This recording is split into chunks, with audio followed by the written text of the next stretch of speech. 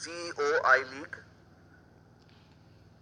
what the AIFF is doing on the youth development front within the context of the league is something that we'll find out from Sunandu. Can I ask you to come, please? Vivek Sethia, CEO India on Track. He is 5-time national junior skating champion. The IOT, which is India on Track, has been set up for grassroots development of sport in the country, and interestingly, it's a for-profit organization. It's the India partner for La Liga, which means handles the operations in India, as well as Arsenal's soccer schools. So, can we start with you want to make the presentation earlier or during the talk? During the talk. Okay, great.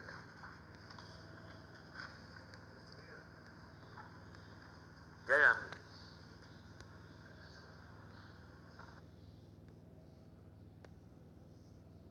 Somebody can just run through the slides. Yeah. Vivek, so are you looking more at the urban centers for at the grassroots level, so to speak, tapping talent? Like there is a rural thrust that we've got, and he's talked about it. What is your area of focus? See, before we talk about my area of focus, I think my general issue that I think needs resolution is how is developing youth sustainable? Okay. Now, it was our honor to have FIFA in our country, and brilliant job, the organizing committee. But is it their responsibility to continue to push the Mission 11 million or similar missions? Is it AIFF to take care of the entire country and the population to manage football? Or private entities like Tata's to actually from the will of their heart to invest? See, the thing is, none of these are sustainable unless the heart continues. So for example, we used to work with this club called JCT, decorated club of the past. Things changed, visions changed, the business situations changed, their funding went away to football, not sustainable. So I think the challenge is there's Sony here, there's Star here, there's private players like us, there's other people who want to invest in football. But is developing youth sustainable commercially? And it's not about urban or rural. And I actually disagree with Javier here that talent is in rural. I think talent which is coming out is in rural. I think talent is everywhere in urban and rural. There are conflicting priorities in urban. If you have your child, you would want them to study, maybe learn guitar, maybe learn swimming as well, and the focus loses away. Unlike in rural areas where there's nothing else as an opportunity and you go all hog, I think there's more hunger in rural areas, and I think that's where the talent goes further. So the challenge that I face is, I think as an industry, the industry needs to find a way to have the players, private players and government players, to coexist, and the football to be sustainable, where people like all of us can actually invest in the sport and make a living. And unfortunately, that's not happening right now. And I think it's become a crime to charge for services. And wherever I go and I discuss with people, and they say, you guys are too expensive. Right? Now we want quality training, we want quality infrastructure, we want quality coaches, we want the students to grow up, we want to support the sport. But then how do we survive?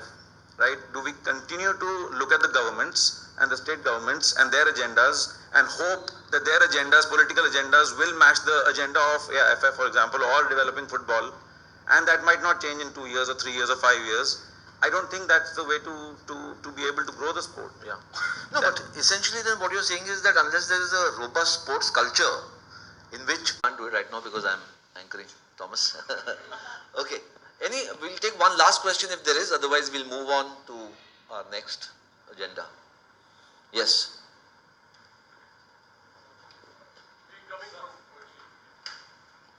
Hi, we're coming from Cochin. Can you identify yourself, please? My name is Sri Ganesh. Yeah.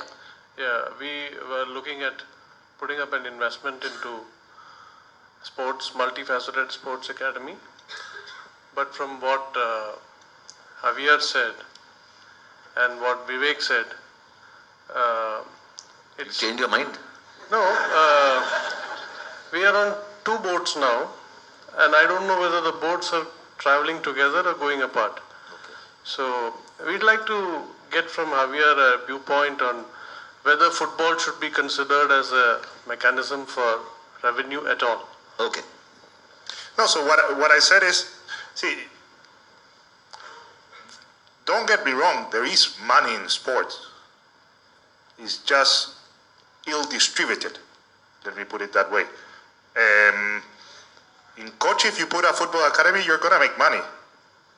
You will. And you will get money from the golf as well. And you will get people from the golf. Football is a religion over there. And giving proper facilities, it's highly appreciated. Another of the great stories of Indian football, Gokulam FC in the I-League. 26,000 people for their first match. And I don't see people going and throwing fireworks because they had 26,000 people. The interest is there, for sure. But what I said is, you need to really think through the business model. If you think that your business model will exclusively be through collecting fees from kids that are going to train, there is a flaw in that model. If you create a value addition, if you have land and you can create infrastructure that can drive corporate revenue, and that where you can make leagues and you can establish something that will help you cover your operational costs, plus you will have your development costs. That's where I feel would be the business opportunity, not just starting an academy for the sake of starting an academy if your intention is making money. Okay, I think on that happy note, or positive note, we'll terminate, we'll finish this session. And thank you, Javier, India, for La Liga. La Liga is the only major football league or club to have an India office, which is, it indicates how important they see this market for football.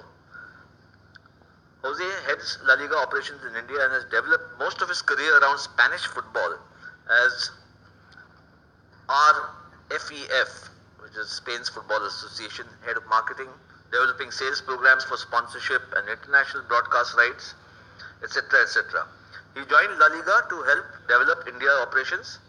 The highlight of the La Liga work in India is so far as the huge fan events held around the El Clasico in India and Mumbai particularly, not forgetting events around the presence of India in India, the Spanish sports stars such as Carolina Marin from badminton or Rafa Nadal, and the regular visits to India of La Liga legends such as Christian Karembu, Fernando Morientes, Aitor Osio, I'm getting all my pronunciations wrong I think, Louis Garcia, etc. So EPL has helped create a great fan base for football in India. His job is to bring what La Liga has to offer to the Indian public. Jose, all yours.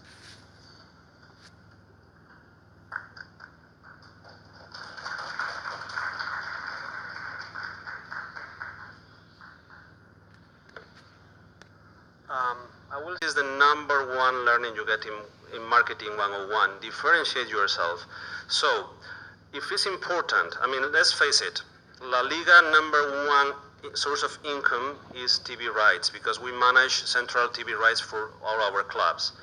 And where we can grow our revenue the most is in international markets. So our strategy goes to set offices in different countries. I mean, the color badges are where we have physical offices: New York, Mexico, that's a commercial office; Madrid, of course; Nigeria, South Africa, Dubai, Singapore, China, and India, and New Delhi.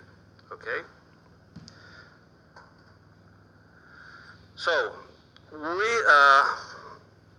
are the first international football organization to open a permanent delegation in India. The second point basically says is, let's try to do it different.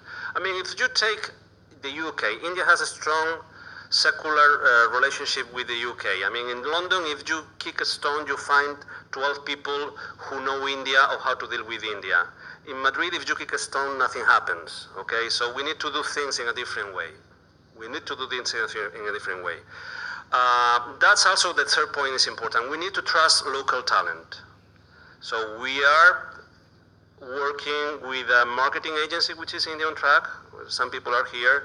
With a digital agency, which happened to be also India on Track. And also we are starting to work with a PR agency. We know what's our global strategy, but you know how your country works. And we need to organizations. Now, IoT, for instance, seems to be more the international organization in terms of what they're doing. But when you were DSK, for instance, there was a massive, brilliant academy that was set up there. What was the talent pool that's coming out? Actual talent on like railways, it's very evident. The numbers are there. But for at the Liverpool Academy, for instance, do you have tangible data to show that the talent that you were developing there has actually gone on or has a future on the field, or is it like get into the coaching story or get into management or whatever? Okay, many things there, but I'll say this, that in the 8 years I've been, so when I came from the US, I've been there my whole life, and I've been working with Major League Soccer. And I had been there 7 years, and I watched football grow from grassroots all the way to the professional levels. At a time when the league was going to fold, and not a lot of kids were playing the game in a very professional way, and we weren't doing too well in World Cups at the top level. And then by 2009, when I was on my way to India, I saw a completely different landscape, very professional. The grassroots organizations were collaborating with each other, proper development pathways set up, great university scholarship system set up. I mean, all aspects of the ecosystem were thriving. And that's what gave me the belief that I can come to India and bring that model. Completely, Henry laughs because he knows. I had to unlearn every single thing I learned to be even slightly effective. And 8 years in, I'm thinking back to what have I actually done? Yeah, I've done some good things, but you really have to unlearn things and really understand the dynamics of this industry to even do a micro thing well. Now, to go to the topic of the Liverpool Academy, I think what we wanted to do, and our intention with that academy was to do something that nobody else was doing, was create a world-class academy in India where the best players in India can achieve their full potential, not half their potential. Not go to a place where the intention is to produce players who can play internationally, but then, as Henry rightly said, you spend crores on the academy, but all of a sudden you send the guy who's retiring, who's 65 and retiring from an HR career, and you put him as your head of the whole academy. And you put the person who's just basically been doing legal for you, and you just say, okay, you're going to be now overseeing the coaches. In a lot of the academies we had seen, and we'd worked with many of them, we're wondering how come we're not able to produce players of international standard. We've built a pitch, we've got a great coach at the top, but everything under it and the entire culture in the academy wasn't working. So we wanted to flip the model. We said, okay, we're not going to make money for a while, but if we're going to do it, if we're going to lose money, we're going to do it well, and we're going to actually make an impact. And Rowan was here, the Delhi Dynamo's owner. One of our best results. So I don't have great data that I can show you, but we're working with Nikhil and Spar Up, and he's bringing in some data on a daily basis. But my data is this: is Lalanzwala Chante, who's playing for Delhi Dynamos. He came to us, and we helped him make him a better player. And now he's scoring. He scored a goal against our club, FC Pune City, and I was very happy. But what makes me more excited is you have our friend Sabir. And he's sitting, his son is in the academy as well, and he's part of the pre-development, so his son is paying to be there. One of the stories he was telling me on the drive over here was that my son for the first time is eating eggs. And I think that's just as heartwarming as when I saw Chante, a boy that we scouted, score in ISL. Why is that more important? Because Chante was already a good player. Whether I worked with him or not, he's probably going to be in an I-League team or ISL team. We just made him a little bit better, and I know we did that. And we did that for about 9, 10, 11 other players who played for the national teams, and many were in ISL. What I liked with the Liverpool partnership, and I think a friend from Borussia Dortmund's here as well, is, and I'm sure he would appreciate, it's not about having the right coaches, it's not about just having the right infrastructure, it's the soft skills. When we would go to Liverpool, and we would go do on the tours, it wouldn't just be seeing how they run their academy from a coaching standpoint, because we can't compete right off the bat. But what we can do is see, how do you communicate with a player you release? How do you intake a player? How do you manage their sleep patterns? How do you manage ensuring that they're eating thoughtfully? How do you manage what you're laying around, what kind of magazines are going on? All of that makes a difference. So when he said that my son's, after 4 months of being at the academy, is eating eggs, even though I used to try to kick his butt and say, please eat eggs, but he's seeing it because the culture and the environment is helping him become a better player. And it's not his mom telling him, it's not his coach, it's the environment pushing him and demanding excellence out of him, and he has to do what it takes for each individual to get excellence. Now that's my contribution, because I saw it in the US and I grew up in that system, and I've seen it in Europe, and we have to Indianize it. But I think that the talent is here, and I think that the money is here. I think that the intention to do something great is here. But sometimes what's missing is you do all that, and then you forget about the day-to-day operations, which is the details and far more important. And we've seen in 3 years, we made a big difference because we've thought about the details. So that's what I urge every investor, and we have a few people over there who are setting up a beautiful sports facility in Kerala, and I will work with them on that, is think about the details. Think about the small things. First, think about the big part, the commercial side, and ensuring that this is sustainable, so we don't have the situation at DSK that it goes away and a great project starts to get, a lot of media attention that's negative. Think about it beforehand, and second is when you start working on it, make sure you never fail on the details, and you get the right people who believe in that as well. Very calm.